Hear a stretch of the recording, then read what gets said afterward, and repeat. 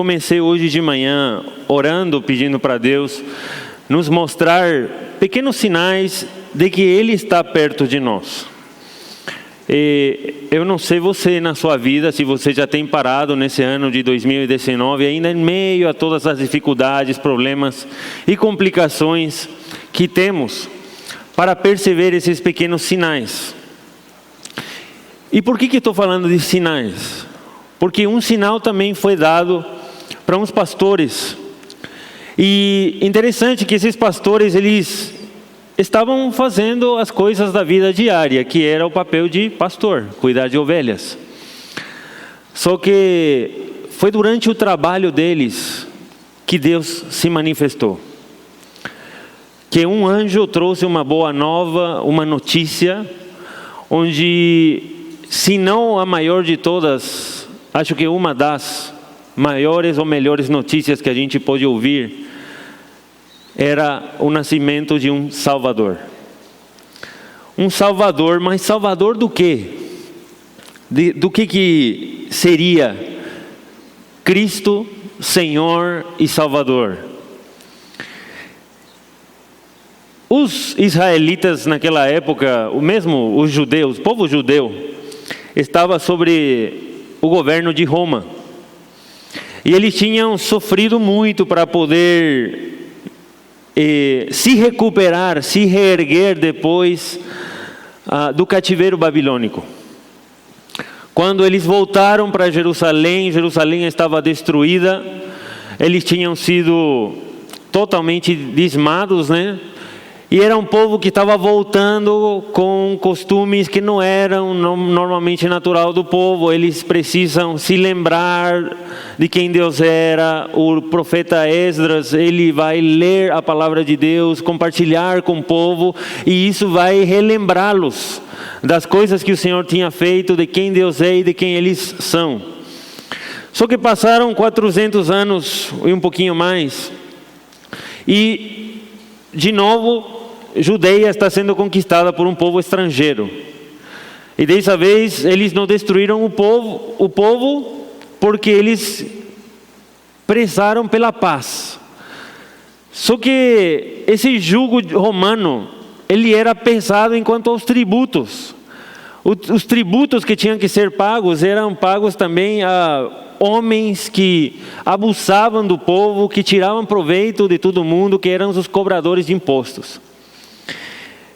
E a salvação que muitos estavam esperando nesse momento era a salvação do jugo romano, do peso de Roma, do reinado do César, do reinado de Herodes, que também era um rei que tinha sido colocado somente para preencher um vazio.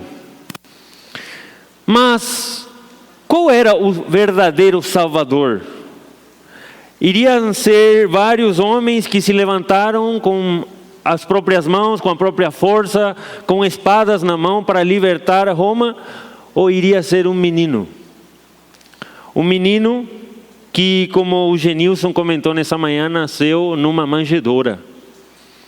Um menino que nasceu num lugar onde somente animais comiam, se alimentavam, que não tinha um cheirinho gostoso, né?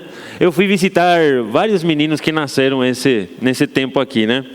E nos lugares que eu fui, eles estavam bem cuidadinhos, né? O lugar todo cheirosinho, tem que passar álcool, né? Para tocar na criança, para não levar nenhuma infecção, nenhuma bactéria. E são cuidados que se tem com as crianças que são muito bons. Que você e eu, com certeza, gostaríamos de ter com qualquer criancinha pequena. Porque quem não gostaria de ver uma criancinha bem cuidada, né? Mas Jesus não. Jesus nasceu numa manjedoura, num lugar humilde. Mas quem é Jesus? Às vezes você que está aqui hoje tem ouvido falar de Jesus, mas como um menino que nasceu num presépio, né? E pronto, depois morreu pelos nossos pecados e pronto. Mas quem é Jesus? Jesus é o Filho de Deus.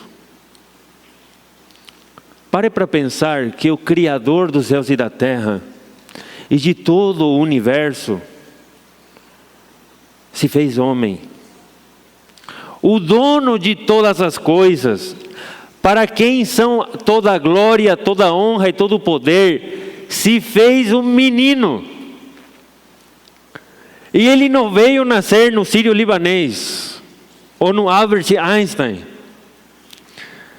Não veio nascer no século 21, onde a medicina é tão boa, que nós até podemos pensar numa cura do câncer daqui a mais de 10 anos. Jesus não nasceu no momento e na época onde ele poderia estar realmente com as mãos debaixo do braço e se gabando de que ele era o Rei dos Reis e Senhor dos Senhores. Ele nasceu numa época difícil, num lugar abandonado, onde ninguém lhe quis dar lugar para os pais dormirem, porque não tinha lugar. Tanto é que o que foi oferecido para eles foi o lugar onde os animais moravam, dormiam, comiam e faziam as suas necessidades. Que maior exemplo de humildade a gente encontra em Jesus. Só que às vezes a gente se lembra do Natal somente com a comida, somente com o tempo gostoso em família, e paramos pouco para pensar na humildade que Jesus nos ensina no seu nascimento. Eu queria que nessa manhã a palavra de Deus esteja falando com a gente, esteja tocando no seu coração e também no meu, para nos dar um coração grato. Um coração grato porque Deus não escatimou esforços, senão que Ele mandou o seu Filho Jesus Cristo para morrer numa cruz. Mas antes de uma cruz, Ele passou por um presépio, por uma manjedoura, onde já mostrava a sua maior característica, a característica de um servo de Deus, a humildade. Abaixe sua cabeça, feche os seus olhos e vamos estar orando, pedindo para Deus falar ao nosso coração. Senhor nosso Deus, nosso Pai, nós te louvamos e te agradecemos por essa manhã.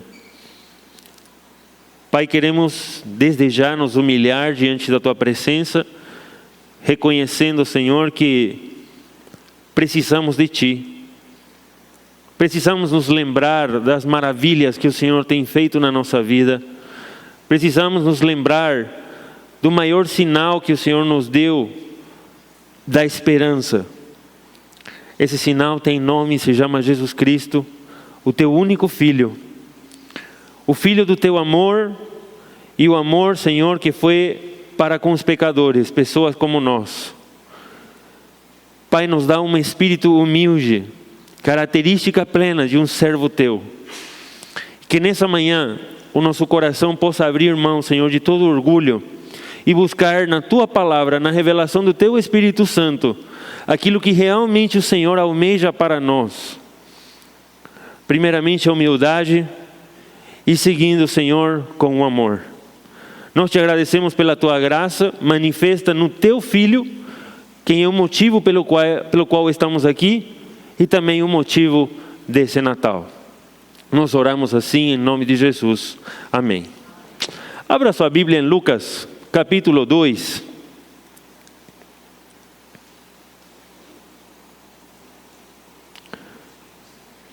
Lucas capítulo 2, versículo 1. Eu vou estar lendo até o 20. É uma leitura corrida, tá bom? Depois vamos explicando alguns pontos. Lucas capítulo 2, versículo 1 até o 20 diz o seguinte: Naqueles dias, César Augusto, imperador de Roma, publicou um decreto ordenando o recenseamento de todo o Império Romano. Este foi o primeiro recenseamento feito quando Quirino era governador da Síria. E todos iam para a sua cidade natal, a fim de alistar-se ou passar pelo censo. Verso 4. Assim, José, que era pai de Jesus, ou o homem que estava casado com Maria, José também foi da cidade de Nazaré da Galileia para a Judeia, para Belém, cidade de Davi, porque pertencia à casa e à linhagem de Davi. Ele foi a fim de alistar-se com Maria, que lhe estava prometida em casamento e esperava um filho. Verso 6. Enquanto estavam lá, chegou o tempo de nascer o bebê, e ela deu à luz o seu primogênito. Envolveu-o em panos e o colocou numa manjedoura, porque não havia lugar para eles na hospedaria. Verso 8. Havia pastores que estavam nos campos próximos e durante a noite tomavam conta dos seus rebanhos. E aconteceu que um anjo do Senhor apareceu-lhes e a glória do Senhor resplandeceu ao redor deles. E ficaram aterrorizados. Mas o anjo lhes disse: não tenha medo, estou lhes trazendo boas novas, de grande alegria, que são para todo o povo. Hoje, na cidade de Davi, lhes nasceu o Salvador, que é Cristo o Senhor. Isto lhes servirá de sinal. Encontrarão o bebê envolto em panos e deitado numa manjedoura. De repente, uma grande multidão do exército celestial apareceu com o anjo, louvando a Deus e dizendo: glória a Deus nas alturas e paz na terra aos homens, aos quais Ele concede o seu favor. Quando os anjos os deixaram e foram para os céus, os pastores disseram uns aos outros: vamos a Belém e vejamos isso que aconteceu e que o Senhor nos deu a conhecer. Então correram para lá e encontraram Maria e José e o bebê deitado na manjedoura. Depois de o verem, contaram a todos o que lhes fora dito ao respeito daquele menino. E todos os que ouviram o que os pastores diziam ficaram admirados. Maria, porém, guardava todas essas coisas e sobre elas refletia em seu coração. Os pastores voltaram glorificando e louvando a Deus por tudo o que tinham visto e ouvido, como lhes fora dito.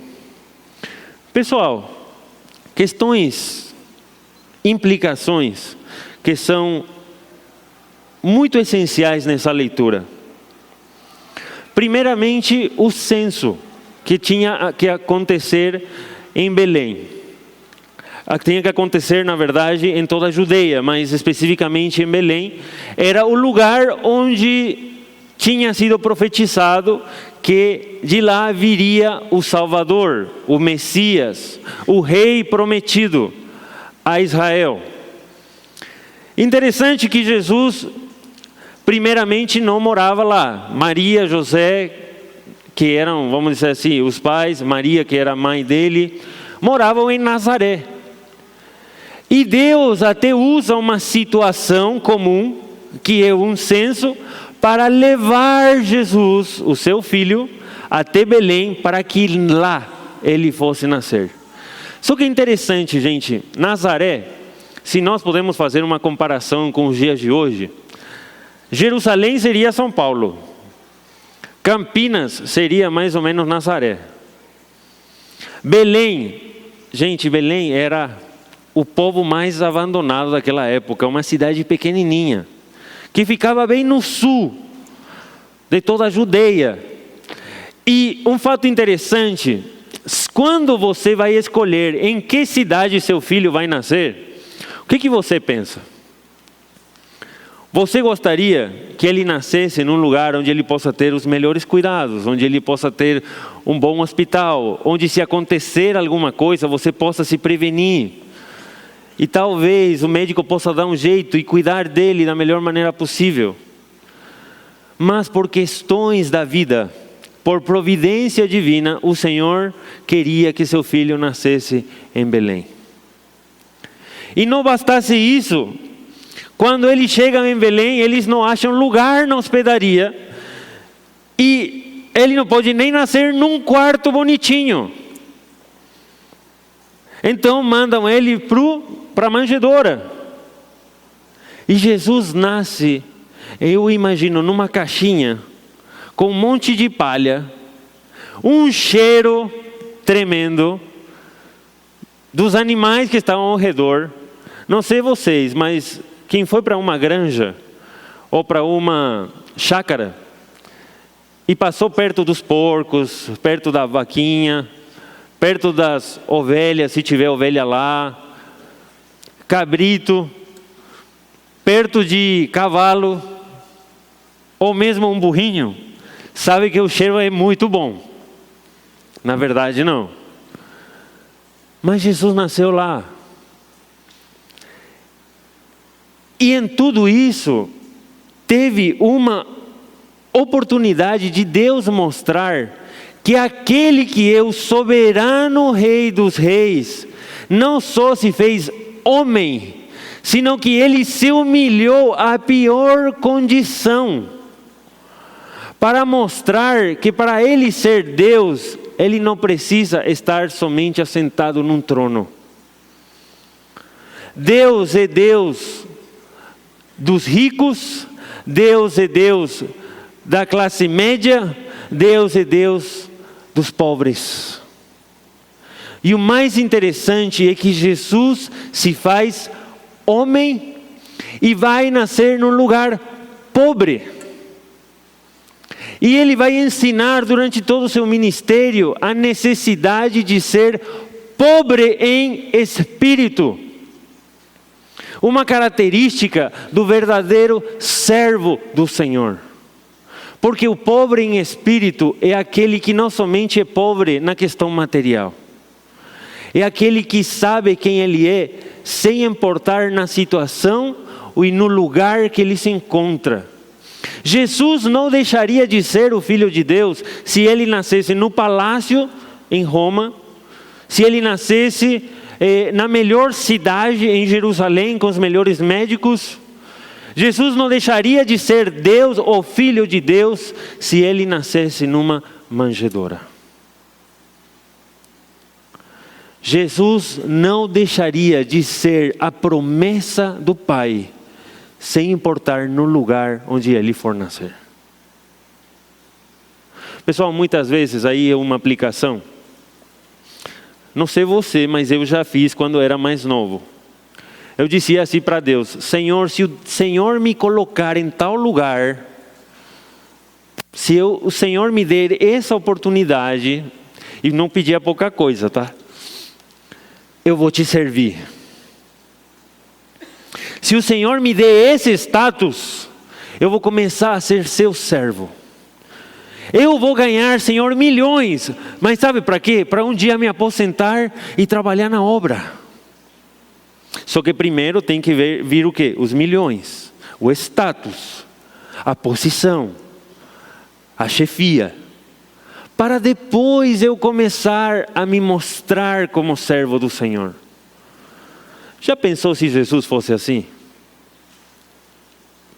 Pai, eu somente vou nascer e vou ir para a terra quando a terra tenha a tecnologia suficiente para que eu possa ser aceito. Quando os homens tenham uma cama boa para quem vai ser a minha mãe, eu quero que seja a melhor mulher, que ela seja, sabe, uma mulher bombada, que faça academia, que me dê o melhor corpo, o lugar onde eu vou morar lá, onde meu pai vai ser um homem rico, o homem que vai me adotar vai ser um homem que vai dar conta de me mandar para as melhores escolas e tudo mais. Mas nem isso Jesus fez. Jesus, eu imagino, com o Pai, porque a palavra de Deus, ele diz que ele já estava com Deus no princípio. Ele teve que se fazer homem. E em algum momento, ele teve que abrir mão da sua glória. E ele não olhou para isso, como diz a palavra de Deus em Filipenses capítulo 2. Ele se esvaziou. E a palavra esvaziar, gente, está falando especificamente da glória. Quer dizer, ele rejeitou toda a glória, deixou de lado, para se fazer homem. Gente, você que é homem, você que é mulher, você sabe quanto esse corpo sofre. Você sabe, você que já está mais velho, como as dores do corpo fazem a gente sofrer. A fome, quando ela é muita, a gente fica nervoso, irritado, triste. Quando a gente não consegue dormir, a gente vai dormir em qualquer lugar. E a gente fica irritado também por não dormir. E todas essas são limitações do corpo humano. E Deus, sendo Deus, decidiu abrir mão do, vamos dizer assim, o melhor lugar de todo o universo para vir até aqui e nos trazer esperança. Outra coisa impressionante é que não havia lugar. Não havia lugar onde Jesus pudesse nascer.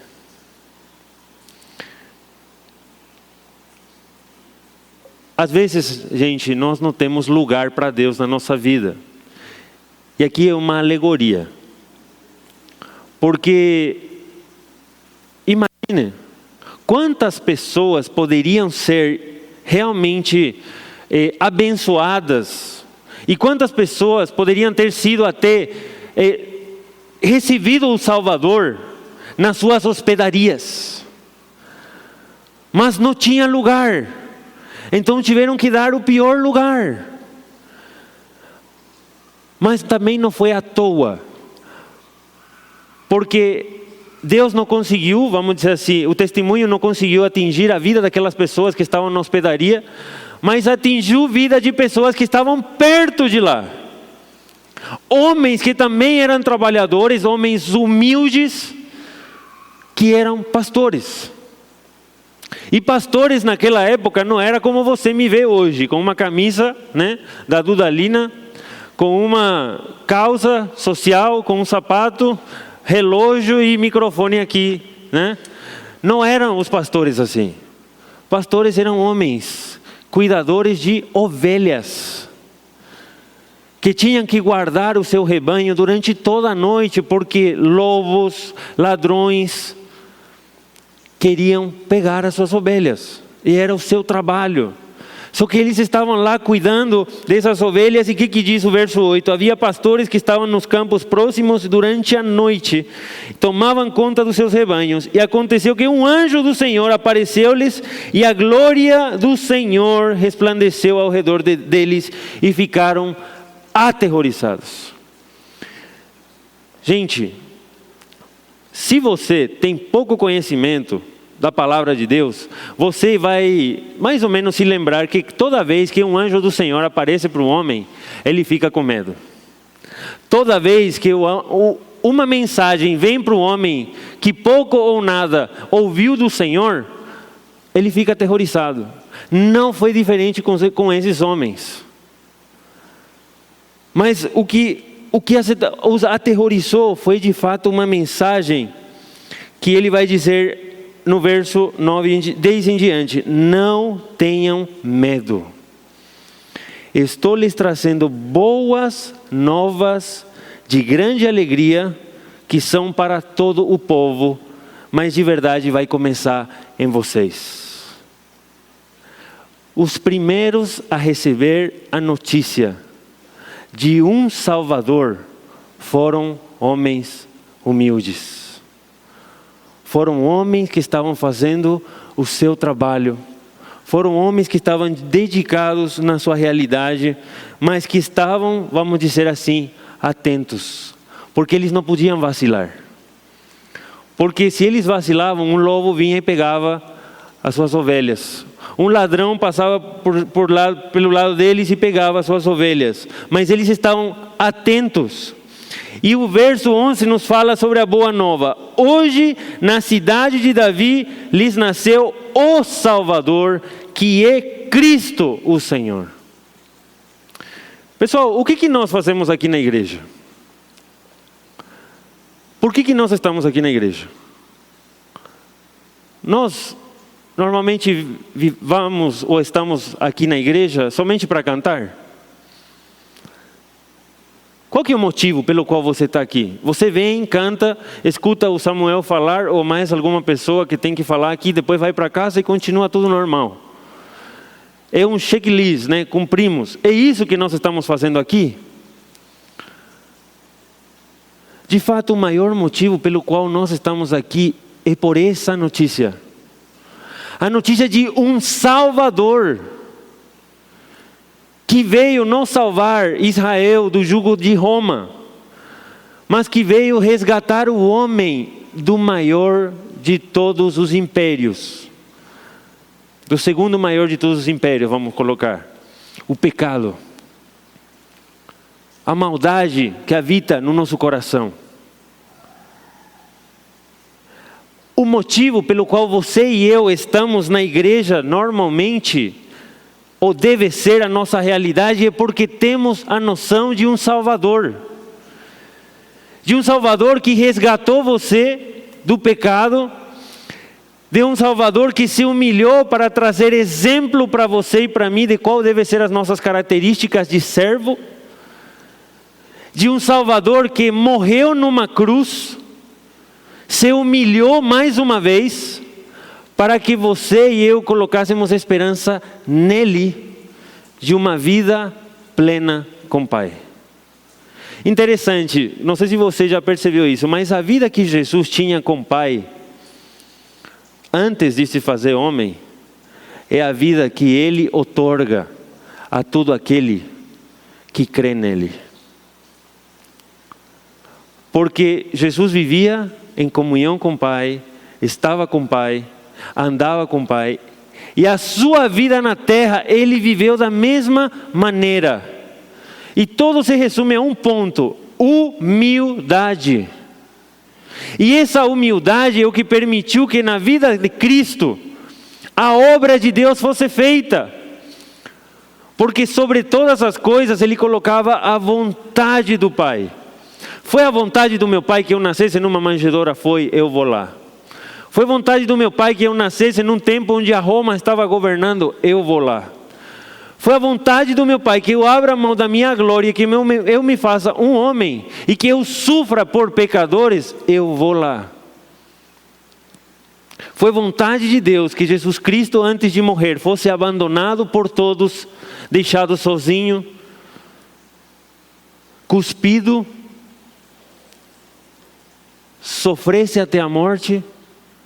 Foi vontade do Pai, eu vou lá. Foi vontade de Deus que Cristo morresse numa cruz, mas que ressuscitasse ao terceiro dia. Pela vontade do Pai, eu estou aqui. Essa humildade que permeia a vida de Cristo durante toda a sua passagem pela terra, é uma humildade que é necessária para todo servo do Senhor. E uma boa nova eu tenho para você. Se você acredita em Cristo Jesus como seu Senhor, seu Salvador, você é servo desse Senhor. Você é servo desse Salvador e desse Cristo. E uma mensagem veio até você. Uma boa nova veio até você. E essa boa nova é o Evangelho de Cristo Jesus. A boa nova de que sua situação era de pecador, sua situação era de homem e mulher que tinha abandonado a Deus. Que se fazemos uma comparação com a manjedoura e utilizamos o cheiro da manjedoura como exemplo para o pecado, como que cheira a sua vida? Ou como cheirava a sua vida antes de conhecer a Deus? É um cheiro bonito? O cheiro do pecado é um cheiro para Deus horrível. Mas em você, que Ele quis vir e morar. Foi em você e foi em mim, em nós, que diante de Deus, cheiramos a pecado, a carnalidade, a prazer, ao desejo do mundo, que o Senhor quis habitar e quer habitar, porque Ele se humilha e Ele vem até nós na forma de um menino, na forma do seu filho, para nos lembrar que assim como Ele se humilhou, você e eu precisamos nos humilhar. Veja, quando isso aconteceu, verso 12: isto lhe servirá de sinal, encontrará um bebê envolto em panos e deitado numa manjedoura. Vocês não vão encontrar um rei assentado num trono, vocês não vão encontrar um neném deitado numa super king size, vocês não vão encontrar um neném numa super hospedaria, vocês vão encontrar um bebê envolto em panos e deitado numa manjedoura. Depois vem uma parte da glorificação. De repente, uma grande multidão do exército celestial apareceu com um anjo, louvando a Deus e dizendo: glória a Deus nas alturas e paz na terra aos homens aos quais Ele concede o seu favor. O fato do Deus soberano, Criador dos céus e da terra, querer habitar na sua vida é um motivo de grande favor. Quem sou eu? Quem é você? Para que o soberano Rei dos reis e Senhor dos senhores queira habitar em nós. Quando eu olho para a palavra de Deus, eu me sinto humilhado e contrito, porque eu sei o quanto eu sou pecador. Eu sei o quanto eu preciso do meu Senhor. E me constrange que esse Deus queira se relacionar comigo. Mas a palavra de Deus diz assim: glória a Deus nas alturas e paz na terra aos homens, aos quais Ele concede o seu favor. Se você acredita em Cristo Jesus como seu Senhor e seu Salvador, Deus te concede um grande favor. Ele quer habitar em você. E naqueles que já habitam, Ele quer tomar conta de você. E Ele quer que, assim como esses pastores, você saia contando as bênçãos que o Senhor já deu para ti. E a maior bênção de todas, se você pode parar, como a gente vem falando desde o começo da reunião até agora, desde o começo do culto até agora, se você pode parar nesse momento, o seu 2019, e olhar para trás da sua vida, e contar as bênçãos, até as pequenas que o Senhor te deu, eu espero que você considere a maior de todas as bênçãos que o Senhor já te concedeu um dia, que é a bênção da salvação. O fato de você nesse Natal se lembrar, não do pernil, não do peru, tá? Não sei o que você come, não do franguinho, não da milanesa, né? Gente, o fato de você estar no Natal com a família é uma bênção do Senhor. Mas a oportunidade de você parar um tempo para se lembrar qual é a verdadeira esperança do Natal, é um exercício para você renovar a sua força e a sua coragem para enfrentar um 2020. Porque Deus já te deu a maior de todas as bênçãos. E isso se chama Jesus Cristo. Eu espero que a nossa atitude possa ser, terminando aqui, como a dos pastores. Ele diz o verso 15: quando os anjos os deixaram e foram para os céus, os pastores disseram uns aos outros: vamos a Belém e vejamos, observemos, presenciemos o que aconteceu e que o Senhor nos deu a conhecer. Então correram para lá e encontraram Maria e José e o bebê deitado na manjedoura. Depois de o verem, contaram a todos os que lhe fora dito ao respeito daquele menino. E todos os que ouviram os pastores diziam, ficaram admirados. Maria, porém, guardava todas as coisas e sobre elas refletia em seu coração. Os pastores voltaram glorificando e louvando a Deus por tudo o que tinham visto e ouvido, como lhes fora dito. Gente, se você recebeu uma tremenda bênção, se Deus te deu a conhecer quem você era, um pecador, miserável, afastado do Senhor, mas hoje trazido para perto de Deus por meio de Jesus Cristo, é uma coisa que você precisa sair e contar. que o Deus soberano, Senhor dos céus e da terra, fez habitação e morada em ti. Eu não posso ficar calado. Eu não posso ficar vendo só o Papai Noel e achar que isso é o Natal. Na mínima oportunidade eu preciso falar da maior de todas as bênçãos para o homem, que se chama Jesus, quem carregou meus pecados numa cruz, morreu, foi sepultado, mas ressuscitou ao terceiro dia e está vivo. E Ele é o motivo da nossa esperança, Ele é o verdadeiro motivo do nosso Natal. Esse é o favor que o Senhor concedeu a ti e concedeu a mim. Aplicação prática. Pessoal, nesse Natal, não só cante as músicas do Natal, não só assista filmes de Natal, senão viva o verdadeiro Natal. Traga esperança para as pessoas. E esperança talvez não numa política brasileira. Esperança não num time de futebol. Não numa pessoa. Mas esperança naquele que é o verdadeiro significado do Natal, que se chama Jesus Cristo. Pregue o Evangelho a tempo e fora de tempo. Fale com as suas atitudes, mas por sobre todas as coisas com palavras. Pregue a mensagem de salvação. E que esse Natal de 2019 o Senhor esteja nos usando, assim como usou a vida desses pastores, para trazer as boas novas de um Salvador. Abaixe sua cabeça, feche seus olhos e vamos orar.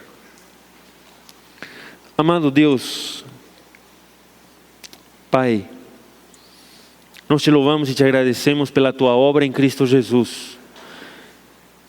Essa obra, Senhor, de um milagre, que foi o nascimento virginal de Cristo, onde o teu Espírito Santo, Senhor, trouxe, gerou, Senhor, esse filho chamado Jesus. Um filho sem pecado, um filho que se faz homem e, como a gente viu, que se humilha até no lugar onde ele nasce. Isso nos constrange, porque o amor de Deus é tão grande que se fez não homem diretamente, mas se fez menino. Esse menino totalmente dependente, totalmente necessitado de cuidados, mas que teria o mesmo cuidado com a gente como o Senhor tem hoje, Pai.